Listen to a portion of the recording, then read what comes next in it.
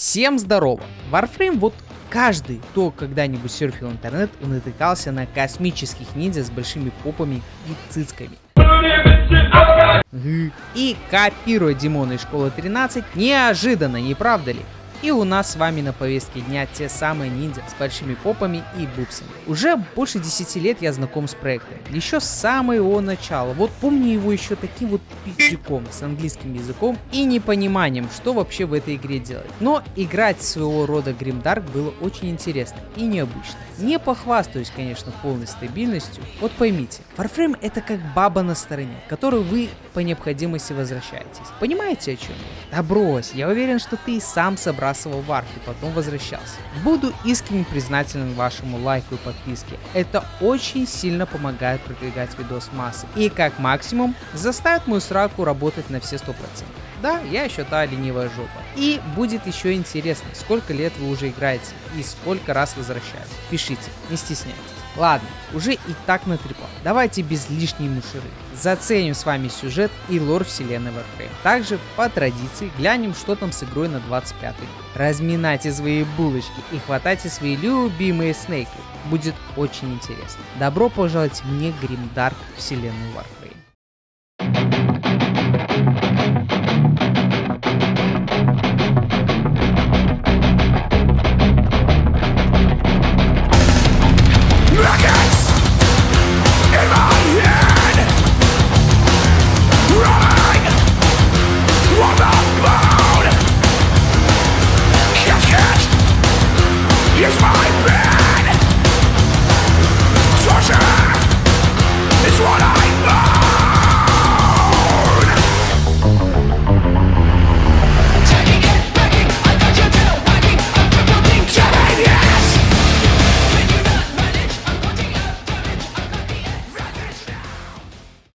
Для того, чтобы понять, с чем мы имеем дело, вернемся назад в прошлое, когда никому неизвестная студия по имени Digital Extreme была основана Джеймсом Шмальцем и начала свой путь с 1993 года. Небольшая пачка программистов занимается созданием видеоигр в жанре пинбол, которые на те года не могли заставить всех охренеть и с визгом сказать: «Мать моя женщина, это что?». По этой причине в 1998 году с корешами из Epic Games творят историю в гейм-индустрии, выпустив прогрессивную на те года трехмерный шутер от первого лица, который запомнится всем под названием Unreal. Игра получила высшие оценки от игроков и критиков, что позволило ей получить статус культовой. Как принято говорить, если игра стала успешной, то продолжение не заставит себя долго ждать. Спустя год, в 1999 году, был выпущен шутер Unreal Tournament, ориентированный более на сетевую игру, нежели на одиночное прохождение. Данная игра также получила преимущественно высокие оценки прессы. Кроме того, в 2002 и 2004 году, соответственно, были выпущены многопользовательские шутеры Unreal Tournament 2003 и Unreal Tournament 2004. Извините за тавтологию. Данные игры стали последним проектом студии, созданным совместно с Epic Games. Кстати, будучи пиздюком, я на первом отцовском ПК проходил Unreal Tournament. Честно говоря, нихуя не помню,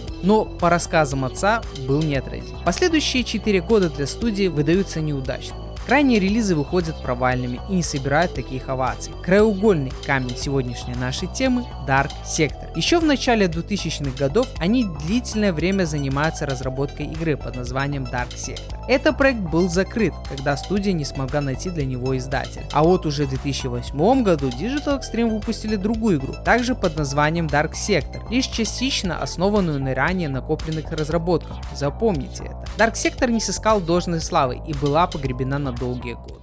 Снова для студии наступают тяжелые времена. Студия на грани закрытия. Им приходится заниматься заказами, порт Биошока на PS3 и последующим разработкой мультиплеера для второй части Биошока. Подобравшись в 2012 году, студия, заменившая разработчиков из Starbreeze, привет Payday, выпускает продолжение полюбившей многим The Darkness 2. Учитывая, что фан-база у игры была, Digital Extreme было проще залутать положительные оценки и рассчитаться со счетами, что висели на них. Понимая, что на контракте по Darkness далеко не уедешь, мужики решают идти в-бан. Выкапывают свои старые наработки, накопленные за целых 13 лет. Они выплескивают их в свой проект, который был на грани аборта, если так можно выразиться. Короче, рассказываю.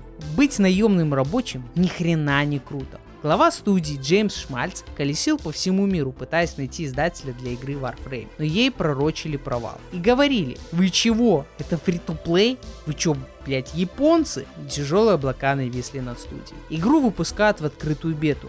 Пс. В 2021 году она, вышла из беты. Но мы-то понимаем, что нет. Игроки в восторге от игры. Вокруг нее обрастает сообщество, но разработчикам некогда радоваться. Они продолжают искать издателя. Проект должен жить, но были и хорошие новости. Founders Packages для Warframe. Особая версия игры для преданных фанатов поступила в продажу. Пытаясь найти миссию для проекта, они упустили самое главное, что делать уже ничего не надо. Игра за последующие 5 лет сделает себе имя. Будет нужна и любима. Теперь эти издатели сами обращаются к нам. Они спрашивают, как нам удалось сделать успешную западную фри-то-плей игру. Потому что, оказывается, мы случайно нашли нужную формулу. И они хотят, чтобы мы с ними ей поделились. Стив Синклер, креативный директор. Для того, чтобы начать свое повествование о событиях игры, нужно окунуться в события прошлого. И начало свое оно берет с эры Арокин. Империя, что правила изначальной системой. Их история до падения достаточно хорошо известна. Будучи правящим классом изначальной системы, они контролировали все планеты и колонии в системе. Несмотря на впечатляющие технологии, превосходящие практически все современные аналоги, их общество было невероятно деспотичным. Большинство Арокин были самодовольными говнюками, считавших всех мусором из-под ногтей. А кого именно, спросите вы? Начнем. Первая раса — Гринир, произведенная руками Арокин для грязной и трудной работы. Чтобы Арокин не пачкали свои белые ручонки, Гринир были сильны, выносливы, в общем, сверхлюди по физическим меркам, но в них были заложены изъяны. Они тупые, как пробки, и не способны мыслить рационально. Они были варварами в мире фантастики. Связано это было с тем, чтобы данная раса не пошла против своих создателей. Умно, не кажется ли? Корпус – одна из главенствующих рас торговли. Они были барыгами до мозга и костей и могли без проблем продать тебе видеокарту после майнинга, и ты бы даже не догадался об этом. По этой причине Ароки недолюбливали их и тем самым накладывали пакет санкций. Неизвестно с каких времен, но точно знаем, что правление продлилось 4 эпохи Арокин: Лид, Меза, Нео и Акси. Так значит, жили они припеваючи, пока не столкнулись с таким явлением, как бездна. Поначалу Арокин просто наблюдали за бездной, фиксируя все уникальные события и явления для последующего изучения. Его полный потенциал был раскрыт гораздо позже выдающимся ученым Арокин Альбертом Энтрати. Он предположил, что бездну можно использовать, чтобы помочь Арокин вступить в новую эру космических путешествий и межзвездной колонизации. Он первый, кто решил вступить по ту сторону бездны. Увиденное потрясло его. Человек в стене. Так Альбрехт назовет нечто, с чем ему пришлось встретиться. Арокин стали вплотную изучать бездну, что позволит им продвинуться в технологиях. Они построили монорельсы, позволяющие путешествовать по разным планетам. С желанием продвинуться дальше они решают колонизировать новую систему под названием Тау, проходящую через бездну. Зариман 10.0, на борту которого находились семьи, по неизвестным причинам пропал в пустоте. На Заримане еще минуту назад родители гуляли с детьми, говоря им о любви. Как неожиданно, погрузившись во тьму, взрослые стали охотиться на своих детей. «Мама!» «Да брось, она тебя замочит, даже не вспомни твое имя». Дети сбивались в группы, пытаясь спастись. Бездна забрала у них родных, но дала нечто большее. Силу, которой не было объяснения. Арокин сочли корабль исчезнувшим, решив поставить точку. Они были шокированы тем, что он дрейфовал в космосе. Отправив туда группу следователей, они обнаруживали полностью пустой корабль, сочтя его жителей погибшими. Как же они ошибались. Изначальная система перенаселена. Колонизация крайне необходима. Для решения данного вопроса выступил Архимедиан Перентол, предложивший совету Арокин проект по созданию роботов с искусственным интеллектом, способных развиваться и самовоспроизводиться. Но главное — это способность терраформировать планеты. Это шаг, но дядьки покрутили у виска. «Ты чего, хочешь уничтожить нас?» Как неожиданно для всех, данный проект поддержал очень важный и не менее главный исполнитель Баллас. Он предложил заложить в них дефект, который сделает их уязвимым для бездны. Они не смогут вернуться обратно в систему. Бездна должна будет их уничтожить. Так и было задумано. Перинтол осуществил свой проект. Машины отправляются в новую систему, где они смогут нюхать трусики и баловаться пивком с мужиками в басике. Весело, не правда ли? И приступают к ее освоению. Долгое путешествие изменяет их. Они эволюционируют, обретают уникальность и свободу воли, осознавая себя как личность. Они выбирают себе имена и научились определять Бибус и Писю. Среди машин определяется лидер, назвавший себя Хунхао. Машины осознали, что их создатели, Арокин, в конечном итоге также разрушат и принесут гибель системе Тау. Поэтому они идут против своих создателей. Воздействие бездны, через которую проходили межзвездные монорельсы, не убивает, а лишь делает их неспособным к репликации, а проще говоря, к размножению. Машины, что были созданы Арокин, теперь несут уничтожение своим создателям. Начало Старой войны. Арокин дают им имя, владеющие разумом. В Старой войне Ароки несут колоссальные потери. Они решают увеличить производство Гринира для того, чтобы увеличить армию. Но из-за массового производства что-то идет не так. Нарушается качество Гринир. Помимо того, что они тупые и очень злые, так они теперь живут меньше, чем человек. Армии Гринир не хватает. Они не способны противостоять владеющим разумом. Ученые должны создать сильных, умных, способных и быстрых. Балас создает вирус под названием Техноцид. Разоренные внешние колонии используются для культивирования заражения. Вскоре наработки Баласа дают плоды. Первый Warframe, Экскалибур. Тена стали ключом к победе. Тена начали клепать в большом количестве, на любой вкус и цвет. Есть и с большим бубс, есть и с большим ass. Они уничтожили владеющих разумом, а останки Хунхао были погребены в системе. Важный момент. У Хунхао была дочь, Ната, которая следовала плану и была скрыта за ширмой истории.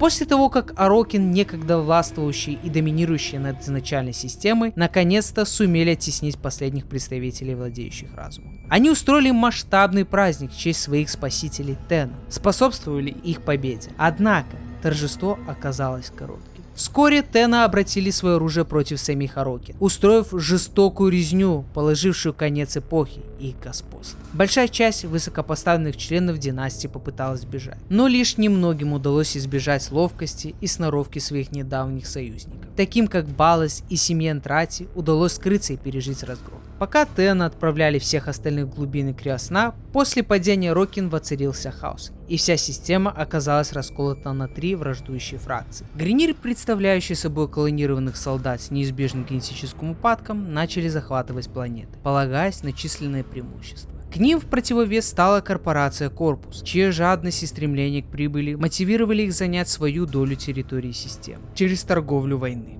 Однако на горизонте возникла еще более жуткая угроза. Вирус, созданный Баласом как биологическое оружие, вышел из-под контроля. Эта зараза распространилась по всей системе, превращая зараженных в ужасных монстров, предвестником грядущего апокалипсиса. Надежда на спасение слаба, но именно Тена предстоит принять на себя этот вызов.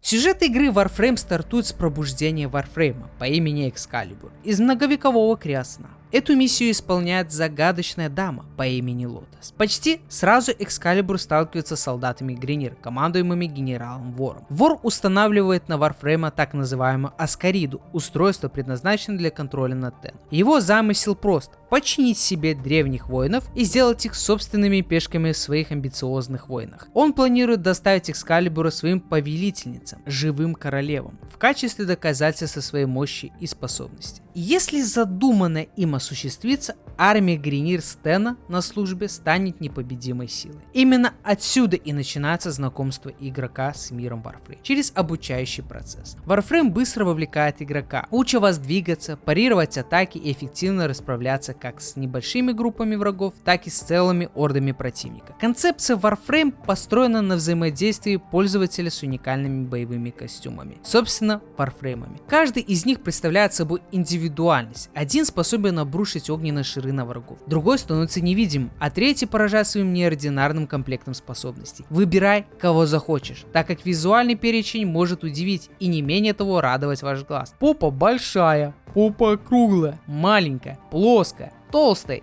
и так дальше. И да, иногда весьма забавным дизайном. Вы вольны выбирать подходящего под вас варфрейма и под вашим управлением отправиться в удивительный мир, наполненный экшеном борьбы с разнообразными врагами. Основой и особенностью игры является уникальная система мувмента, благодаря которой бой становится поистине захватывающим. Игроку доступно бегать по стенам, как принц Персии, эффективно скользить по воздуху или выполнять головокружительно акробатические трюки. Такие элементы делают бой зрелищным и динамичным, позволяя ощущать себя мастером боевых искусств. Боевка — это сердце Warframe. Она сочетает в себе точность стрельбы с изысканной акробатикой и тактическим мышлением. Арсенал позволяет выбирать между рассекающими мечами, молотами или косами для ближнего боя и мощным дальнобойным оружием, начиная от луков и заканчивая футуристически энергетического оружия. Умение чередовать стили ведения боя играет огромную роль. При грамотном подходе игрок сможет использовать преимущества каждого вида вооружения в зависимости от ситуации. Но не забываем главное, что мета решает. И ключевую роль во всем этом процессе играет крафт. Это не просто создание предметов, а целая, мать его,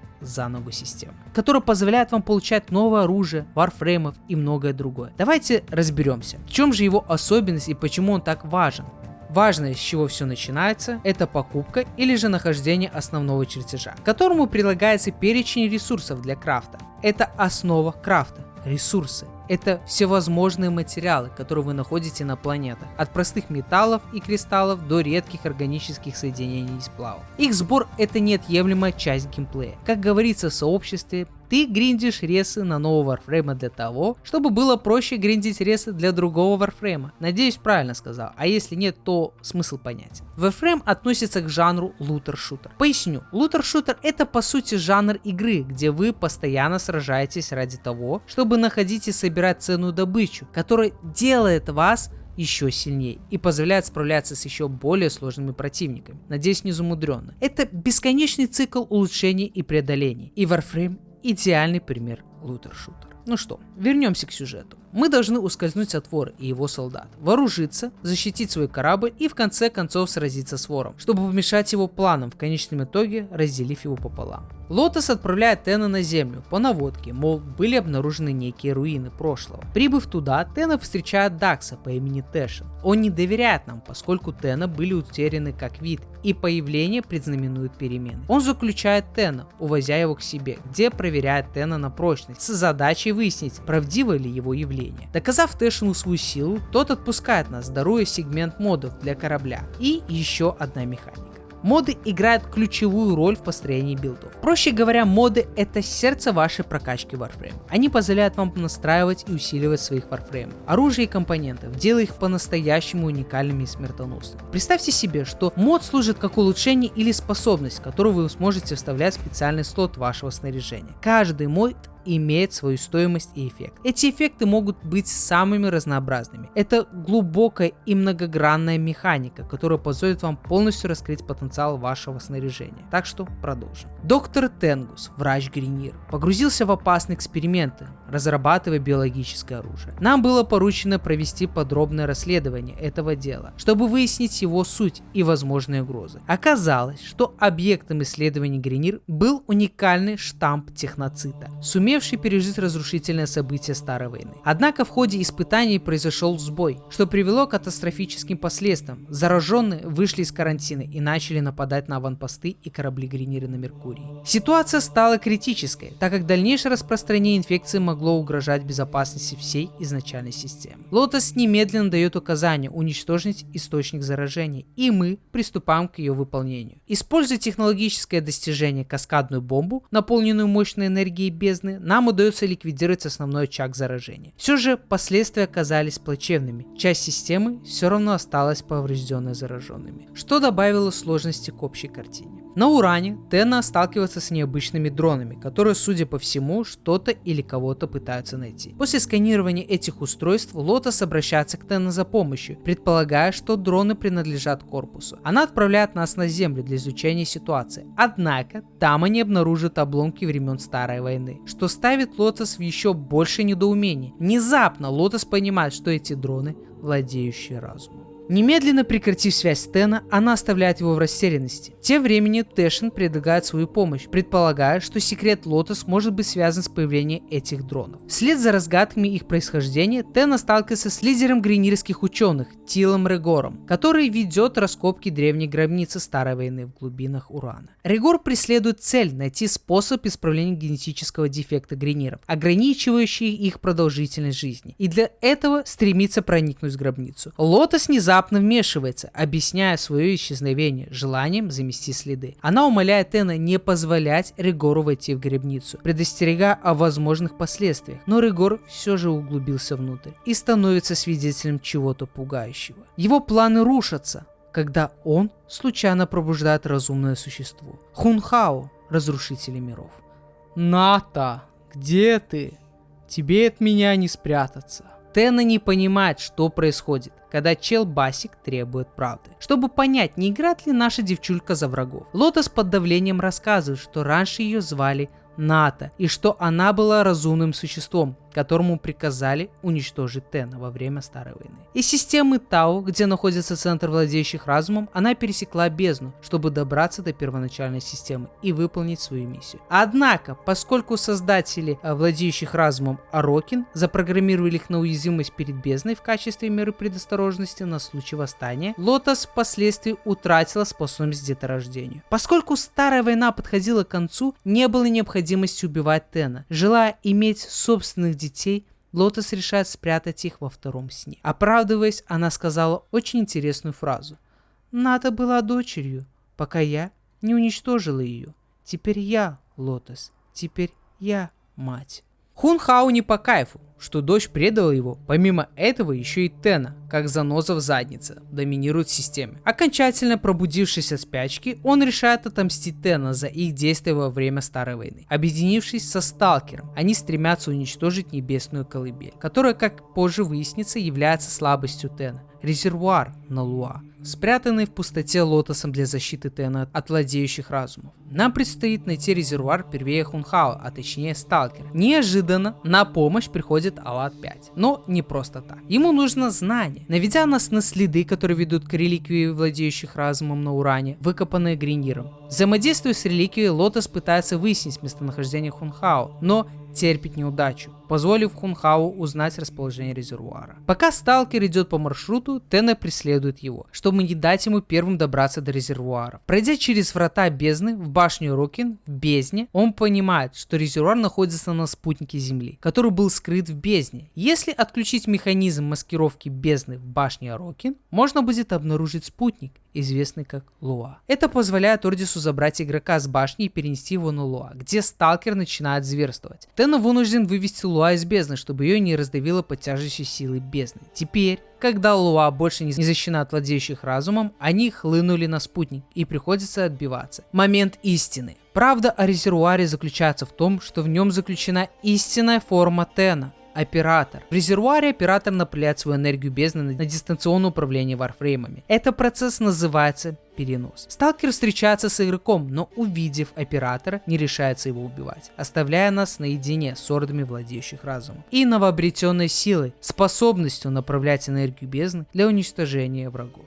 На орбитере Тена собирается поместить своего оператора в новый транспортировочный сосуд, своего рода резервуар в задней части корабля. Как неожиданно, Сталкер поджидал нас, и в финальное столкновение между нами и Сталкером одержит победу над нами. Он втыкает меч в войну в нашего Варфрейма. Обесточенный Тена становится легкой целью для Сталкера. Начиная свой акт мести, бесконтрольный Тена чувствует опасность своего оператора, ломает войну, в котором был заточен Хунхао. Уничтожение меча уничтожило связь между Хунхао и Сталкером, что поспособствовало второму исчезнуть. Без надежды на спасение впервые лично является Лотос. Она переносит бессознательного оператора в резервуар. Лотос спрашивает оператора о прошлом, тем самым вызывая воспоминания о том, как он был Тена и что он когда-то был на Заремане 10.0. Дабы вы не взялись за голову от недопонимания, вернемся в прошлое, к моменту первого контакта Арокин с детьми бездны. Арокин были заинтересованы в изучении детей, выживших после страшных событий на Заремане, и тот фактор, что они получили силы бездны.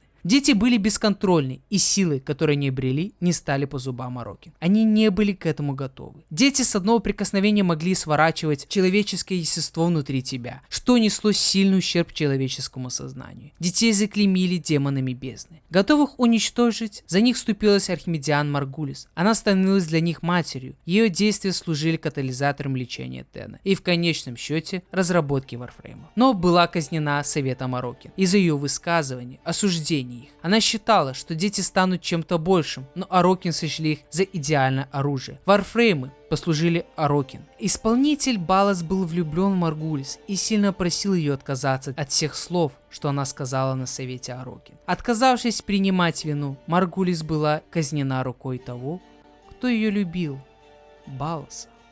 Дети были на грани срыва. Смерть матери стала сильным ударом, тонкая нить, державшая их шаткое состояние. Владеющие разумом дождались момента, запуская свой план.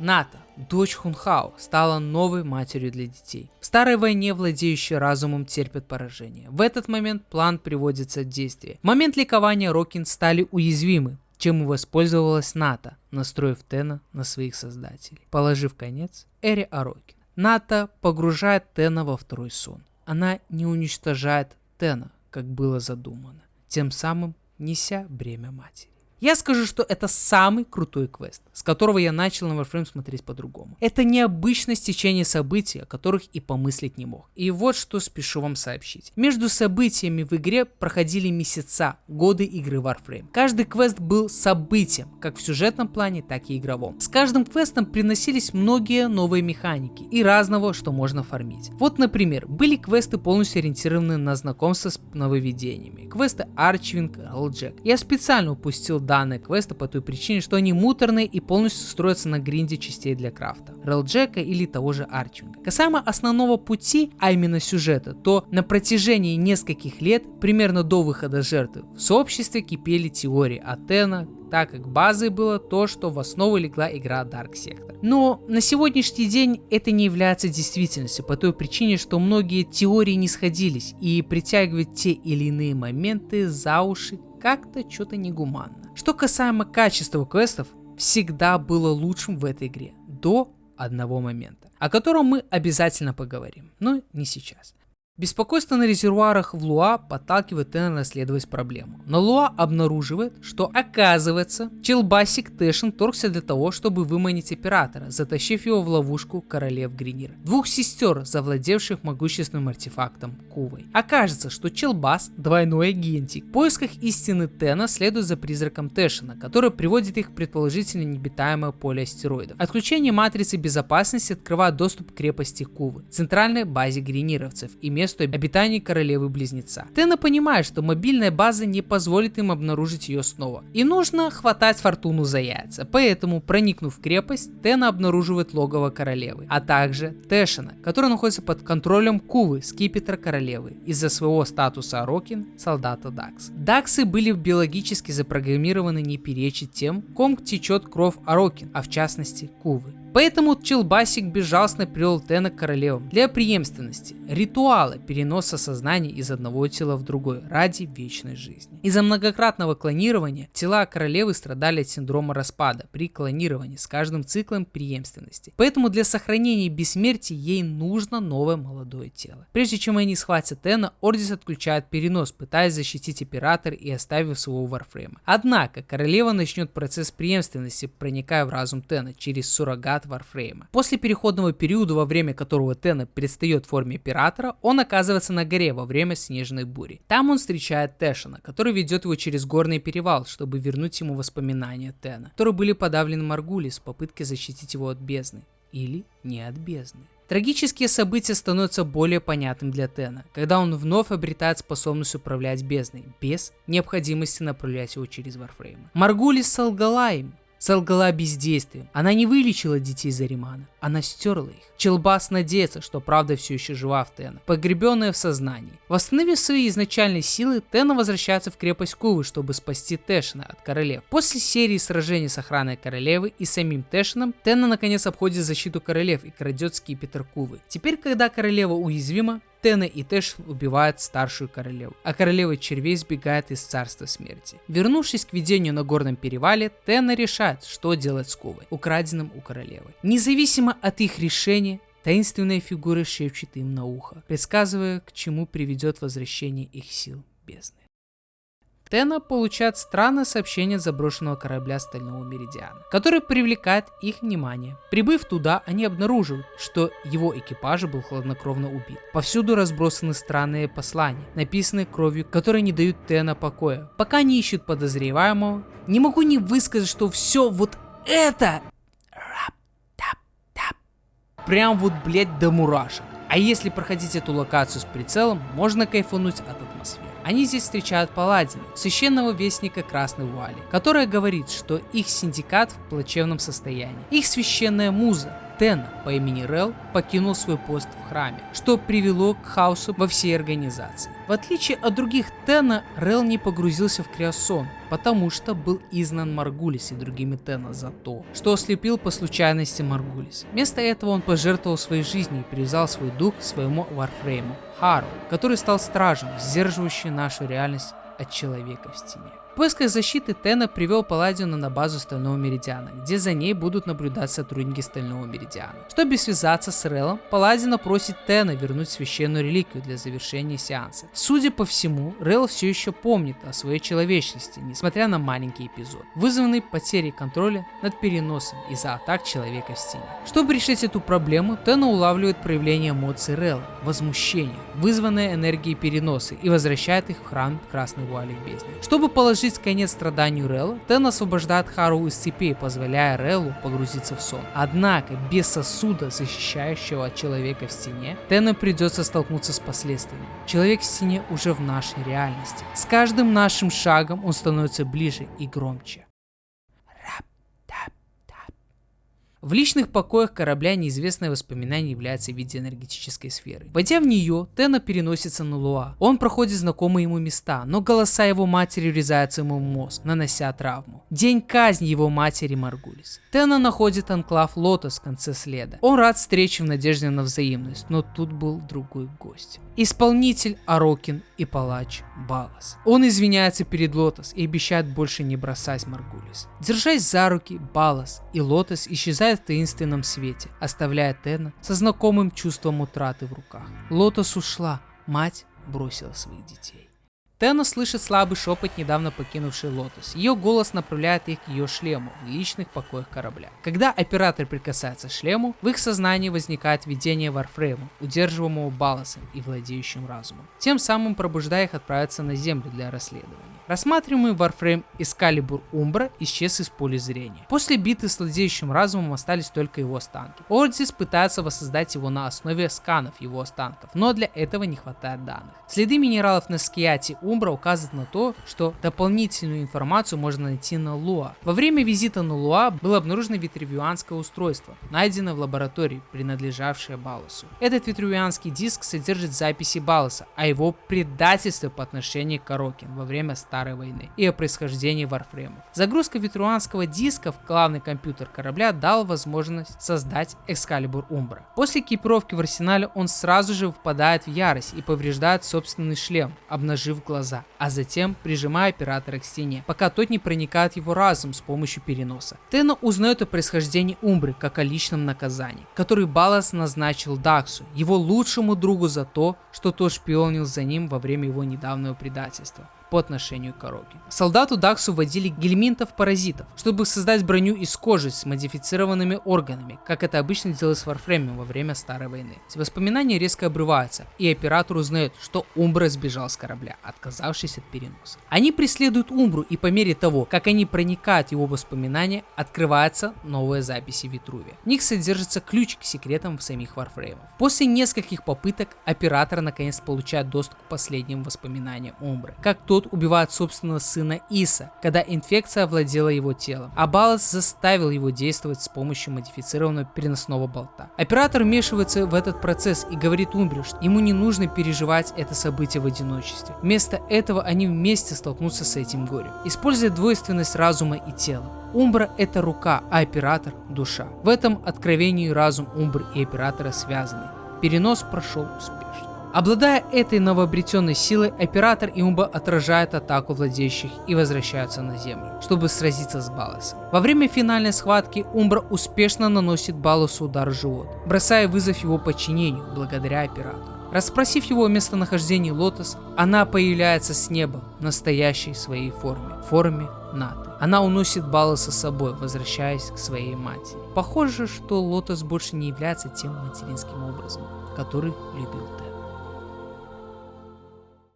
Ну, надеюсь, вам сюжет зашел.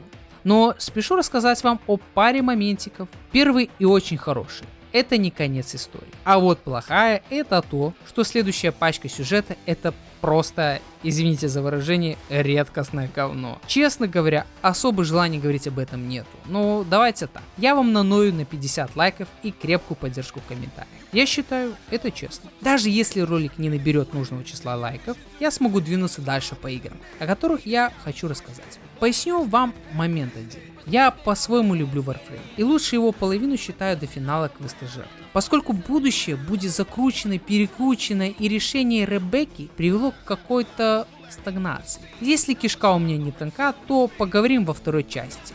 Или нет. Я очень сильно хотел вам рассказать об этой половине Warframe, поскольку это лучшая его часть. Так сказать, дань уважения. Спасибо вам большое за то, что прошли со мной. Не скажу, что до конца игры, но зато до конца ролика. Мне всегда приятно за ваши теплые слова, особенно комментарии, продвигающие ролик. Это показывает, что вам не безразлично мое творчество. Но с каждым видео YouTube не благосклонен ко мне. Поэтому на данный момент сложно радовать вас регулярно и как-то совмещать хобби и работу. Знаю, что нет смысла в том, что я говорю. Прошу лишь понимания ситуации, что даже имея какую-то часть возможности с вами говорить, всегда имеет последствия. Ладно, все, мужики, короче, будьте здоровы и помните, что писю нужно мыть и на фантастических тянок бибус не гонять, а то бабы вас не поймут. Удачи и увидимся еще.